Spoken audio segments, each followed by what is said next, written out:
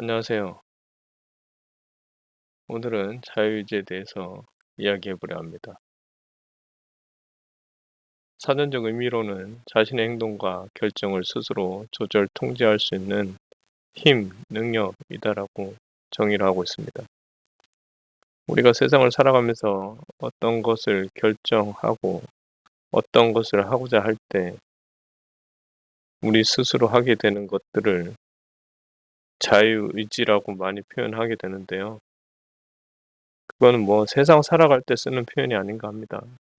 성경을 볼 때는 조금 다른 개념을 가지고 접근을 해야 할 필요성이 있습니다. 성경은 자유의지를 무엇이라고 하는가라는 거죠. 아담과 하와의 이야기를 잠시 해보려고 합니다. 하나님께서 아담과 하와를 창조하시고 심히 좋았더라라고 성경은 표현하고 있습니다. 이것이 심히 좋았더라라는 표현은 심히 선하더라라는 표현으로 우리가 생각해 보아야 하는데요. 하나님께서 만든 천지 만물이 하나님께서 보시기에 선했다라는 것입니다. 하나님께서는 천지 만물을 창조하시고 에덴 동산 중앙에 이 선악과 열매를 먹게 되면 너희가 정령 죽으리라 라고 말씀을 하셨죠. 선악과를 먹으면 죽게 된다라는 메시지를 받게 됩니다. 이건 하나의 규범이고 하나의 룰이라는 거죠. 그것을 통해서 우리가 알 수 있는 것은 선악과를 보고 인간과 피조물의 어떠함을 구별할 수 있겠죠. 창조주와 피조물과의 관계에 있어서 우리가 잊지 말아야 할 것은 어떠한 장치들로 인해서 항상 창조주를 기억하고 그분께 감사해야 된다라는 것은 아담 때나 지금이나 동일합니다.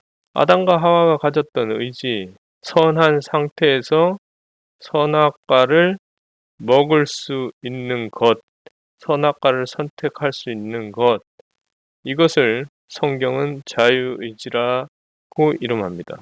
그들이 가졌던 것이 자유의지라는 것이죠. 그들은 결국 그 선이라는 것을 가지고 있음에도 불구하고 규범을 깨뜨리고 선악과를 먹게 됩니다. 그들은 그저 규범을 어긴 범죄자였을까요? 성경을 읽어보면 누구든지 알게 되는 사실 중에 하나는 하나님께서 죽으리라 라고 말씀하셨지만 그들은 죽지 않았다는 거예요. 살아 있었다라는 거예요. 그러니까 우리는 이 성경을 보면서 굉장히 혼란과 착각에 빠져들게 됩니다. 하나님의 은혜로 살았나? 여러 가지 생각들을 하게 되는 거죠. 그러나 죽겠다라는 죽으리라라고 하는 하나님께서 룰을 정해 놓으셨고 이들은 선악과를 먹음으로 인해서 죽게 되어졌습니다. 우리 눈에는 살아있죠. 그러나 하나님이 보실 때 죽었다라는 거예요. 육체가 살아 움직이지만 죽었다라는 거죠. 예수님도 이 땅에 오셔서 죽은 자들은 죽은 자들끼리 장사하게 내어버려 두라라고 말씀하신 것을 보면 우리 눈에는 살아 있어도 하나님이 보시기에는 산 자와 죽은 자가 이 땅에도 존재한다라는 거죠. 자, 그들이 범죄를 하고 죽어 있는 상태가 되었어요. 그리고 그들의 취한 행동들을 살펴보면 아주 재미있습니다. 나뭇잎으로 엮어서 그들이 치마를 만들고 중요한 부위들을 가리기 시작했죠. 부끄러움을 알게 되었어요. 죄가 들어와서 어떠한 다른 현상들이 일어나기 시작한 거죠. 자, 그런 부분들은 다음에 다루기로 하고 지금 살펴보는 자유의지는 그들이 선한 상태에서 가졌던 악을 선택할 수 있는 의지, 그것을 성경은 자유의지라고 해요. 이 관념을 가지고 성경을 봐야 돼요, 우리는. 자, 그들이 타락하고 나서 그들에게 들어온 의지는 노예의 의지라는 겁니다. 그들은 이제 악을 선택했기 때문에 악에서 선을 선택할 수 있는 능력이 주어져야 함에도 불구하고 그런 능력이 없어졌어요. 왜냐하면 죽은 상태가 되었기 때문이죠. 노예 의지가 생겨버린 거예요, 그들에게. 그들은 선과 함께 거할 수 없는 상태가 되었어요. 그래서 그들이 선택하는 모든 것들은 악이죠, 악. 악한 것만 선택할 수 있습니다. 선을 선택할 수는 없어요. 우리가 살아가면서 어떤 것들을 교회에서 겪게 되냐? 우리가 어느 정도 신앙이 무르익으면 어떤 말을 하게 되냐? 내가 믿었으니까 라는 말들을 다시 반복하게 됩니다. 이게 내가 믿었기 때문에 이런 것들이 이루어지고 신앙이라는 것이 성립되어진다라고 본다면은 바꿔 말하면 여러분들이 가지고 있는 것들이 선하다라는 것으로 바꿔 이야기할 수 있겠죠. 하나님 보실 때 죽은 거예요. 우리가 선택할 수 있는 것은 그 어느 것도 선한 것이 될 수가 없다라는 거예요. 우리가 결정하고 판단해도 그것이 선한 것으로 나올 수가 없다라는 거죠. 이 말도 안 되는 이야기가 어디서 나온 거냐? 하나님께서 만든 룰이에요, 룰. 천지를 만드신 창조주가 만든 룰이라는 거예요. 자, 우리가 대한민국에 살고 있죠. 우리는 대한민국 헌법에 따라서 그리고 그 밑에 어떤 법들 조항에 따라서 우리는 이 나라에서 살아갑니다. 우리에게도 자유가 주어졌지만 자유라는 것은 우리가 지킬 때에 법이라는 테두리 안에서 자유로운 것이지 그 법이라는 테두리를 벗어나서 자유로울 수는 없어요. 자, 이 법이 내 마음에 안 든다고 그 법의 테두리를 벗어나게 되면 범죄자가 되어지는 것이죠. 동일한 거예요, 성경도. 하나님께서 룰을 만들어 놓으셨어요. 법을 만들어 놓으셨어요. 법을 어겨서 범죄자가 되었어요. 그죠? 아담과 하와가 법을 어겨서 범죄자가 되었죠. 왜 범죄자가 대가를 치르고 돌아오면 그 사람이 범죄자가 아닌 게 아닌 거죠. 대가를 치르고 돌아와도 그들은 죄를 지은 사람이에요. 그렇게 살아가야 돼요. 범죄자로서. 그 표를 떼어낼 수가 없죠. 동일하다라는 거예요. 하나님께서도 우리에게 법이라는 제도와 장치를 주셨고 아담과 하와가 그것을 어김으로 인해서 우리에게 주어진 것이 죽음이라는 거예요. 죽음. 우리가 숨쉬고 살아있지만은 하나님 보실 때 우리는 죽은 상태라는 거예요. 무엇 때문에? 아담의 범죄로 인해서 죽은 상태가 되어졌다라는 거죠. 그래서 하나님 보실 때 우리가 죽어 있기 때문에 우리가 선택할 수 있는 것들은 모두가 죽어 있는 거죠. 우리가 뭐 선한 살아있는 어떤 것들을 할 수 있는 그런 능력이 없는 거예요, 우리에게는. 하나님 보실 때 그렇다는 거예요. 그래서 우리가 가지고 있는 것은 어떤 영향력을 미칠 수가 없어요. 아무것도 할 수 없는 존재가 되어버린 거죠.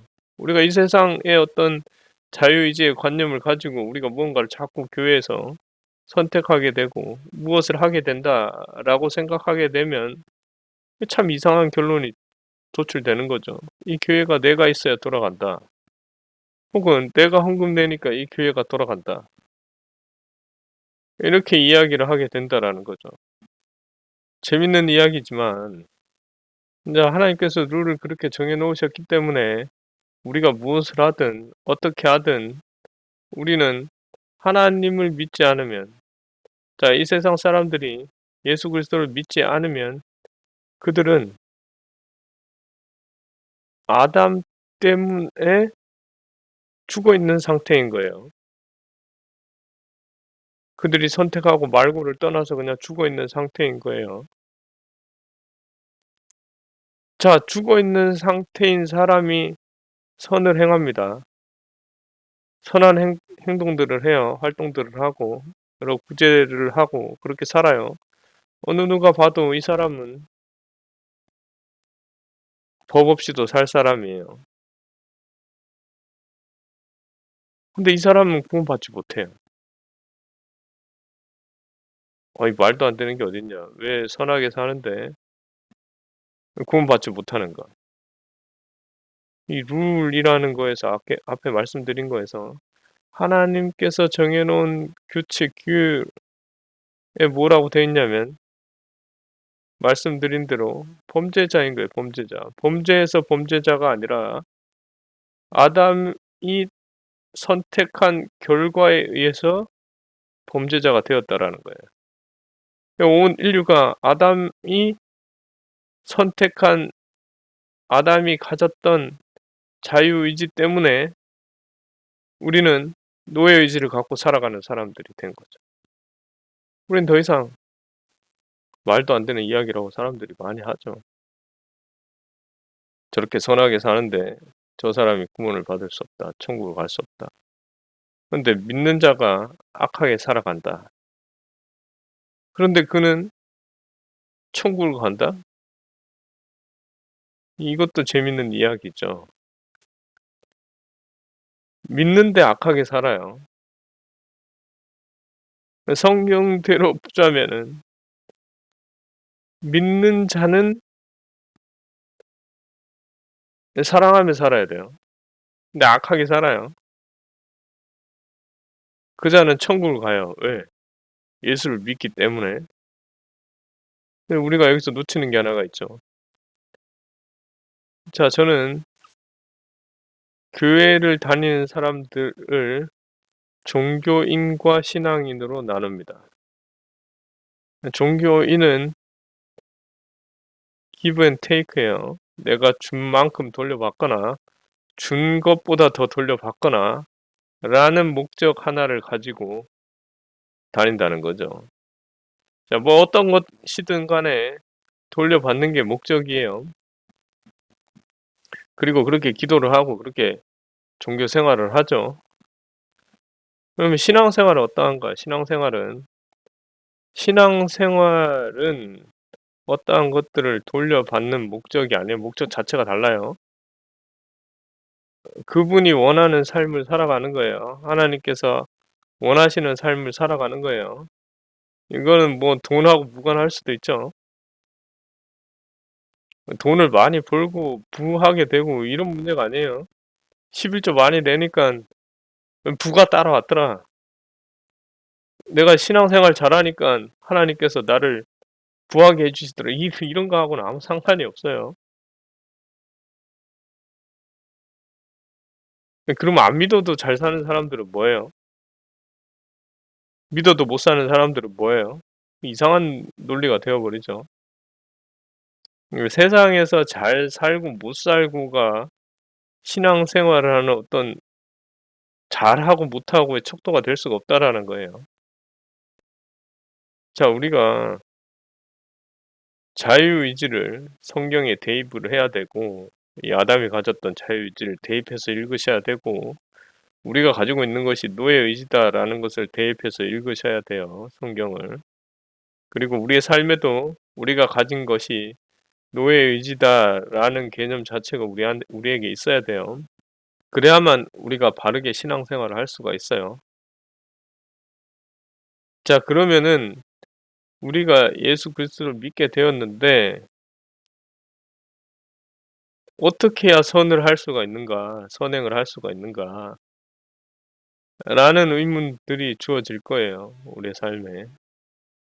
우리가 스스로 할 수 있는 의지는 없어요. 선을 행할 수 있는 의지는. 자, 그러면 이것이 또 어떤 문제와 맞물리게 되냐면 이행칭이라는 문제가 또 맞물리게 되죠.